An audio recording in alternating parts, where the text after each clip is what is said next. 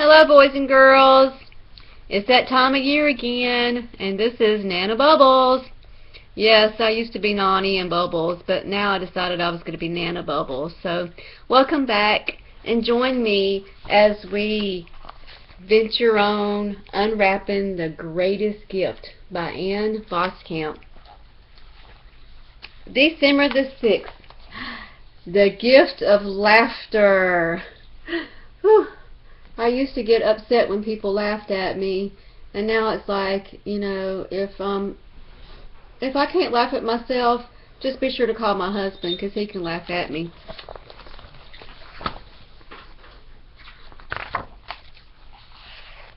We're going to be reading from Genesis chapter 21, verses 1 through 7.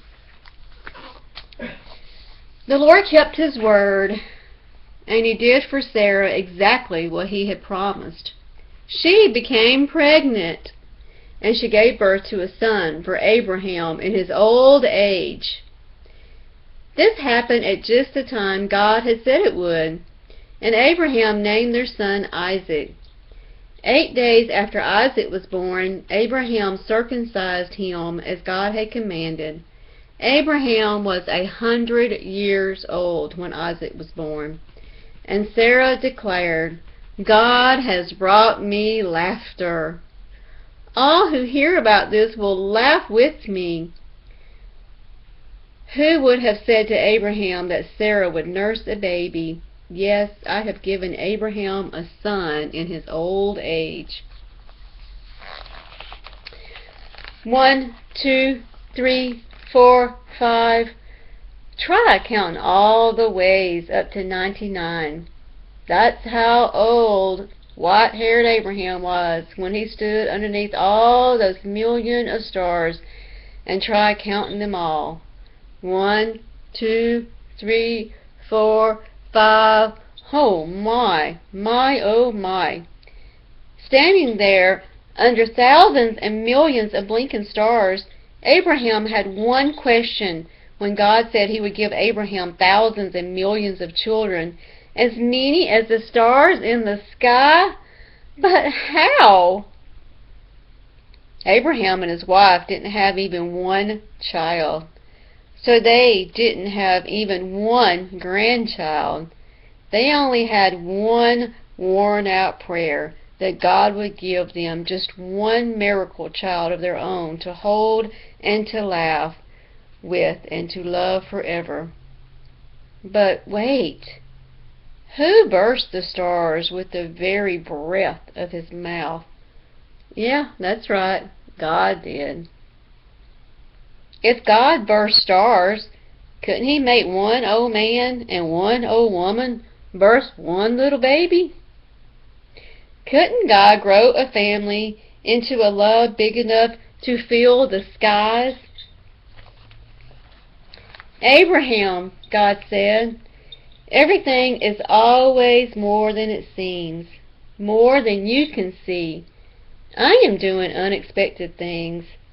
I am sending you a child, and though that child, your family, will grow big, and the whole earth, through that child, your family will grow big, and the whole earth will be blessed. Abraham laughed happy, and when the news of a miracle child reached the ears of his wife, Sarah, she laughed too. But Sarah laughed sad. Sarah laughed the way you do when you think someone is teasing you, and you laugh brave so you don't cry hard.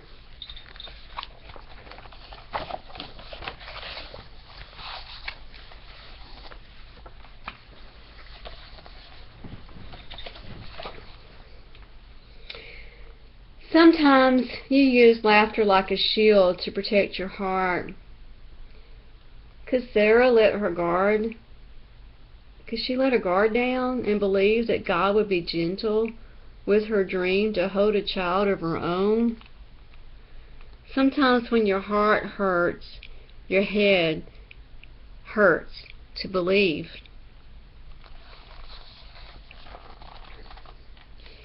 Many months went by. The stars came out every night. Sometimes Abraham and Sarah went out on the hillside and tried to count them all.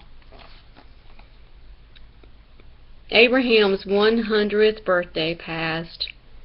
Can you imagine trying to blow out 1, 2, 3, 100 candles? And then, when Abraham was 100 years old, Sarah had a baby boy. Abraham leaned in close over the baby, his forehead gently touching Sarah's. Isaac, Abraham smiled. Isaac means laughter. They would laugh with him and love him forever. Sarah held little Isaac and laughed with joy to the heavens. God has brought me laughter. Her wrinkles and weariness melted away as her lips cradled her smile. Her arms cradled her child. God brings us the gift of laughter, like bubbly, fuzzy soda pop joy for our hearts. Joy is a gigantic secret that God gives us, and we never stop unwrapping. We were once all alone, but now we've been given a child, the many great-grandson of Abraham, the baby Jesus. And Jesus makes us laugh because he's coming to save us and free us from all of our fears. All fear comes from thinking that somewhere God's love will end, but God's unbeatable, unstoppable, unwrappable love for you will never, no matter what, no way will it end. So we can loosen up because all our heavy, sad chains have been loosed, and we can laugh free. Because of Jesus, the other miracle child who came to us, laughter.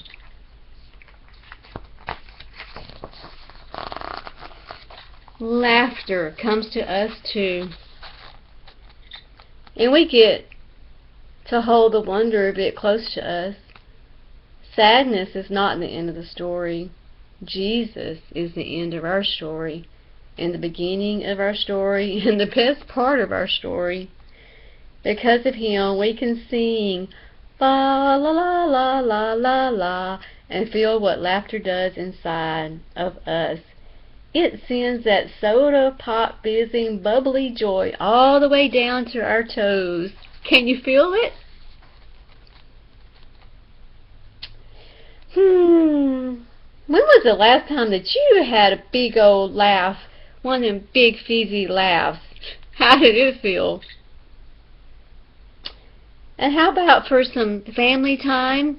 Whether it's with your family, your biological family, your biological mom and dad, or your mom or your dad, or your adopted mom and dad, or your foster parents, or even your spiritual parents. You know, if we just look around, grandparents, aunts and uncles, step-parents, whoever it is, if we just look around, oh, there's someone there.